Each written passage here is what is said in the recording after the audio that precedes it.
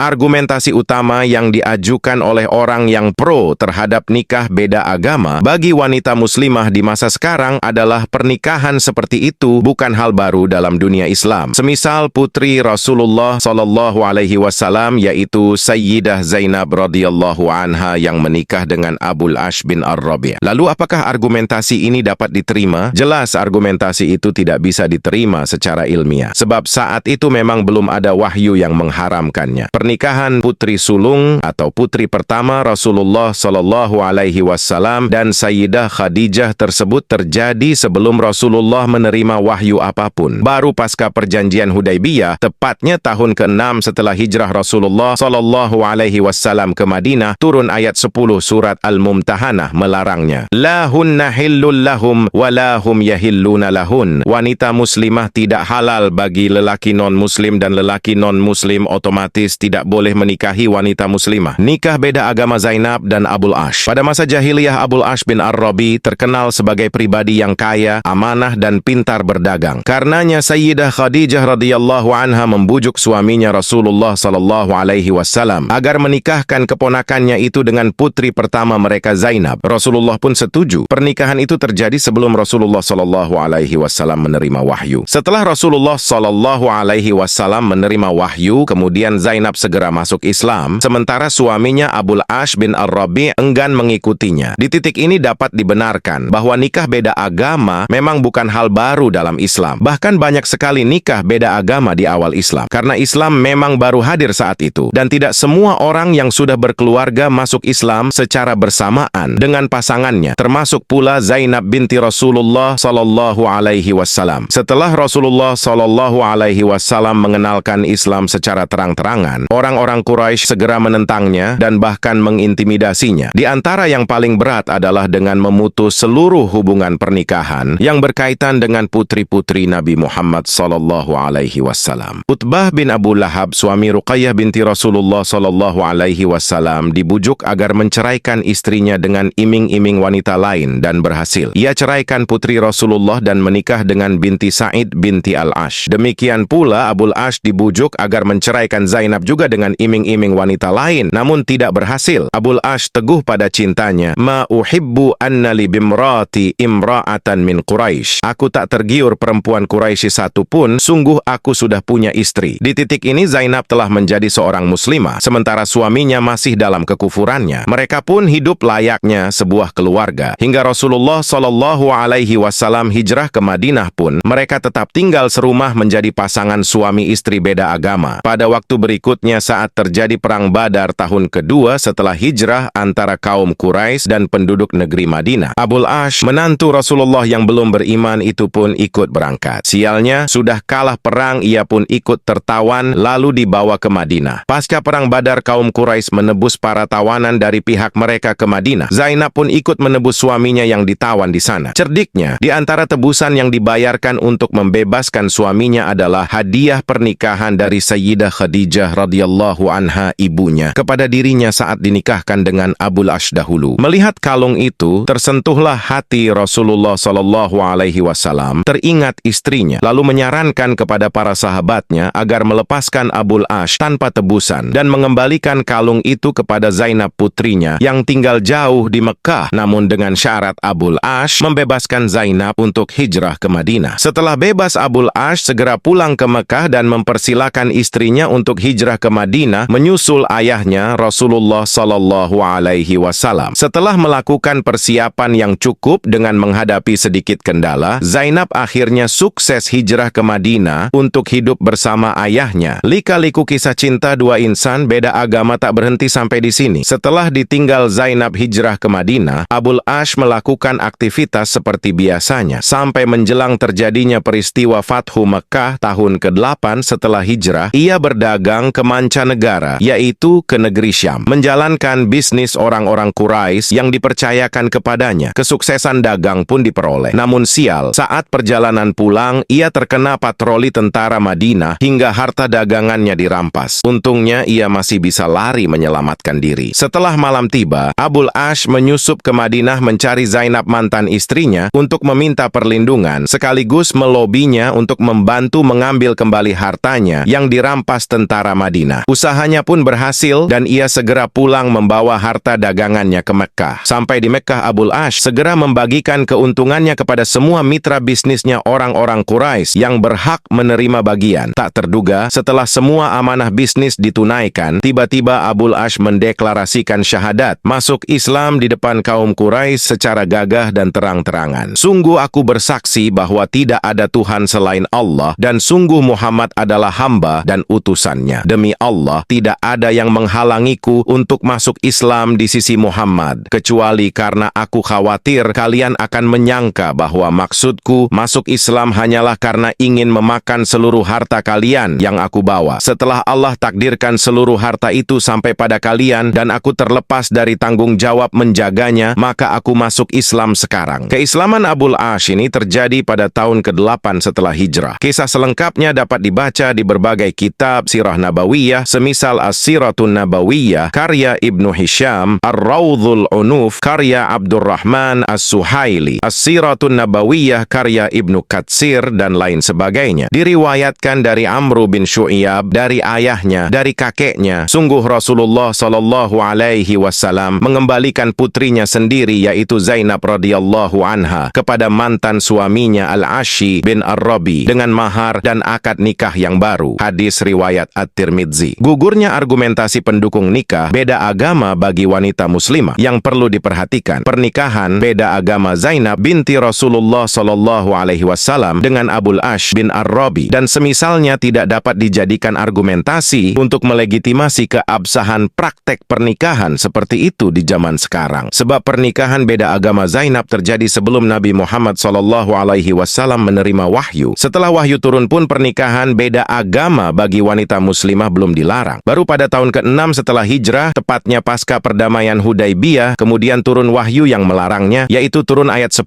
surat Al-Mumtahanah sebagaimana disebutkan di awal. Karenanya, saat Abul Ash datang kembali ke Madinah pasca deklarasi keislamannya di hadapan kaum Quraisy di Mekkah pada tahun ke-8 setelah hijrah, Rasulullah menikahkannya kembali dengan Zainab dengan akad nikah baru dan mahar baru. Sebab pernikahan yang lampau telah batal dengan turunnya ayat 10 surat Al-Mumtahanah pasca perdamaian Hudaibiyah pada tahun ke-6 setelah hijrah sebagaimana disampaikan oleh para sejarawan. Dalam hal ini Ibnu Katsir berkata, pada tahun ke-6 setelah hijrah ini wanita muslimah diharamkan menjadi istri bagi orang-orang musyrik. Ibnu Katsir, As-Siratun Nabawiyah. Bila demikian, bukankah argumentasi para pendukung nikah beda agama bagi muslimah dengan pernikahan semisal yang terjadi di masa awal Islam jadi gugur dengan sendirinya? Wallahu a'lam.